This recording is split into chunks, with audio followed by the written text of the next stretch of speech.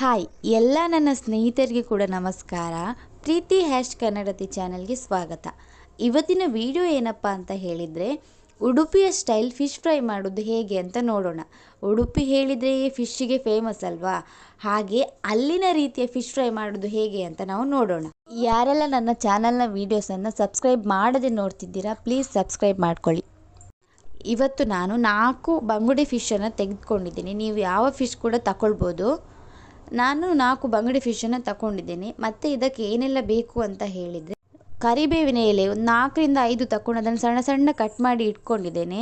ಮತ್ತು ಹುಳಿಯದ್ದು ರಸ ನೋಡಿ, ನಾನು ಫಿಶ್ ಫ್ರೈ ಮಾಡುವಾಗ ಯಾವುದೇ ರೀತಿಯ ಲೆಮನನ್ನು ಯೂಸ್ ಮಾಡೋದಿಲ್ಲ, ಲಿಂಬುವನ್ನು. ನಾನು ಹುಳಿ ರಸವನ್ನು ಮಾತ್ರ ಯೂಸ್. ಆಮೇಲೆ ಒಂದು 4ರಿಂದ 5 ಬೆಳ್ಳುಳ್ಳಿಯನ್ನು ಗುದ್ದಿ ನೋಡಿ, ಈ ಥರ ಗುದ್ದಿ ತಗೊಂಡಿಟ್ಟಿರ್ತೇನೆ. ಇದನ್ನು ಯಾಕೆ ತಗೊಳ್ತೇನೆ ಅಂತ ಹೇಳಿದರೆ ಮತ್ತೆ ಹೇಳ್ತೇನೆ, ವಿಡಿಯೋ ಪೂರ್ತಿ ನೋಡಿ.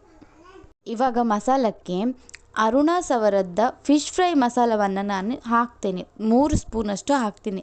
ನಾನು ಯಾಕೆ ಈ ಮಸಾಲವನ್ನು ಹಾಕ್ತೇನೆ ಹೇಳಿದರೆ, ಇದು ಪ್ಯೂರ್ ನಾವು ಮನೆಯಲ್ಲಿ ಮಾಡುವ ಮಸಾಲದಾಗಿಯೇ ಟೇಸ್ಟ್ ಬರ್ತದೆ ಮತ್ತು ಅಷ್ಟೇ ನ್ಯಾಚುರಲ್ ಆಗಿ ಕೂಡ ಉಂಟು. ಇದರಲ್ಲಿ ಬರೆದಿರ್ತಾರೆ ನೋಡಿ, ಉಪ್ಪನ್ನು ಮಾತ್ರ ನಾವು ಹಾಕಬಾರ್ದು ಅಷ್ಟೇ.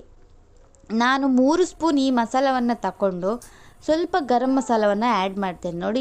ಎಷ್ಟು ಜಾಸ್ತಿ ಹಾಕೋದಿಲ್ಲ, ಸ್ವಲ್ಪ ರುಚಿಗೆ ತಕ್ಕಷ್ಟು ಮಾತ್ರ ನಾನು ಹಾಕೋದು.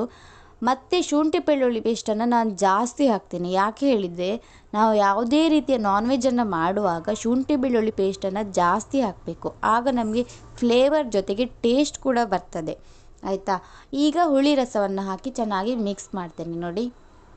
ಈಗ ಈ ಮಸಾಲವನ್ನು ಚೆನ್ನಾಗಿ ಮಿಕ್ಸ್ ಮಾಡಿದ ಮೇಲೆ ಒಂದೊಂದೇ ಮೀನು ತಗೊಂಡು ಅದಕ್ಕೆ ಫುಲ್ಲು ಹಾಕ್ತಾ ಬರಬೇಕು ನೋಡಿ. ಈ ಥರ ತುಂಬ ನೀಟಾಗಿ, ಸ್ವಲ್ಪ ಸಹ ಕಾಣಬಾರ್ದು ಫಿಶ್, ಆ ಥರ ಚೆನ್ನಾಗಿ ಮಸಾಲವನ್ನು ಹಾಕಬೇಕು. ನಾವು ಯಾವತ್ತೂ ಕೂಡ ಮಸಾಲವನ್ನು ಹಾಕುವಾಗ ಕೆಳಗಿಂದ ಮೇಲೆ ಹಾಕಬಾರ್ದು, ಮೇಲಿಂದ ಕೆಳಗೆ ಹಾಕಬೇಕು ನೋಡಿ, ಈ ಥರ. ಆಗ ಆ ಫಿಶದ್ದು ಸ್ಕಿನ್ನಿಗೆ ಏನಿದೆ ನಾವು ಹಾಕುವಂಥ ಮಸಾಲ ಚೆನ್ನಾಗಿ ತಾಗ್ತದೆ ನೋಡಿ. ಈ ಥರ ಫಿಶದ್ದು ಹೊಟ್ಟೆ ಒಳಗೆ ಕೂಡ ಈ ಥರ ಮಸಾಲವನ್ನು ಇಡಬೇಕು. ಬೆಳ್ಳುಳ್ಳಿಯನ್ನು ಏನು ಗುದ್ದಿ ತಗೊಂಡಿರ್ತೇವೆ, ಆ ಬೆಳ್ಳುಳ್ಳಿಯನ್ನು ಈ ಹೊಟ್ಟೆ ಒಳಗೆ ಮಸಾಲ ಹಾಕಿರ್ತೇವೆ ನೋಡಿ, ಆ ಹೊಟ್ಟೆ ಒಳಗೆ ಇಡಬೇಕು. ಯಾಕೆ ಅಂತ ಹೇಳಿದರೆ, ಅದು ಮಸಾಲದೊಟ್ಟಿಗೆ ಬೆಳ್ಳುಳ್ಳಿ ಸ್ವಲ್ಪ ಫ್ರೈ ಆಗ್ತಾ ಇದ್ದಾಗೆ ಚೆನ್ನಾಗಿ ಫ್ಲೇವರ್ ಬರ್ತದೆ ನೋಡಿ. ಫೈನಲಿ ನಾನು ಎಲ್ಲ ಫಿಶ್ಶಿಗೆ ಕೂಡ ಮಸಾಲವನ್ನು ಹಾಕಿ ಇಟ್ಟಿದ್ದೇನೆ. ನಾವು ಮಸಾಲವನ್ನು ಅಪ್ಲೈ ಮಾಡಿ ಆದಮೇಲೆ ಅರ್ಧ ಗಂಟೆ ಫಿಶನ್ನು ಹಾಗೆ ಬಿಡಬೇಕು. ಯಾಕೆ ಹೇಳಿದರೆ, ಫಿಶ್ ಎಲ್ಲ ಮಸಾಲವನ್ನು ಹೀರ್ಕೊಳ್ತದೆ.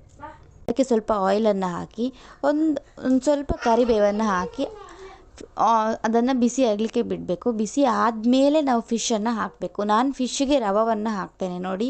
ರವೆ ಹಾಕಿ ಆದಮೇಲೆ ಫ್ರೈ ಮಾಡ್ತೀನಿ. ಯಾರಿಗೆಲ್ಲ ತವಾ ಫ್ರೈ ಬೇಕು ಅವ್ರು ತವಾನೇ ಮಾಡ್ಕೊಳ್ಬೋದು. ಫೈನಲಿ ಫಿಶ್ ಫ್ರೈ ನೋಡಿ ಈ ಥರ ಬಂದಿದೆ, ರೆಡಿ.